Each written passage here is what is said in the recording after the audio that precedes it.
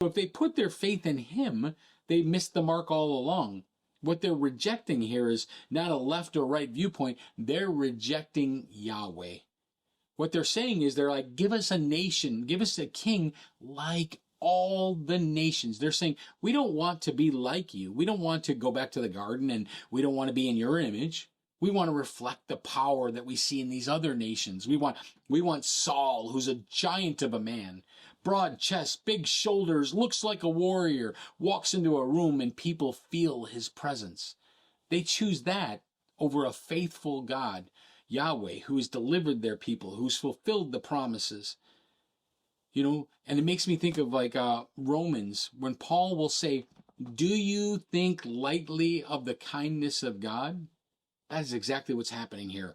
They forget his love and they fixate on the power of the nations. It's hard to believe, but if we're honest about it, we're doing the exact same thing today. We know that we know God's faithfulness, yet we still chase what looks strong.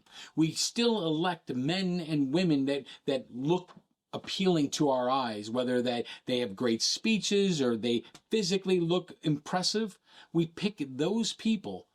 But we forget to trust in the one who has always been God. So let me read something to you that I think is really powerful. I'm going to take you to Psalms now. Psalm 21 says this: why do the nations rage, and the people meditate on vain thing? The kings of the earth take their stand, and the rulers take counsel together against Yahweh and against his anointed, saying, let us tear their fetters apart and cast away their cords from us. He who sits in the heavens laughs. The Lord mocks them. Then he speaks to them in his anger and terrifies them in his fury, saying, but as for me, I have installed my king upon Zion, my holy mountain. Now, when you read Psalm chapter 2, this is about Messiah Yeshua. This psalm is literally talking about his anointed, right? And it shows us that what's really happening beneath all the noise, when God's people drift and the world senses a loss of truth. The nations are raging. Chaos increases. False systems are going to push harder and harder, but God is not threatened by any of it. He laughs. In fact, it's not just mockery, it's certainty. He laughs at them, scoffing at them, while the world is scrambling to stop the kingdom from coming. Look what it says. Let us tear their fetters apart and cast away their cords from us. They don't want to be under the rule of Yahweh.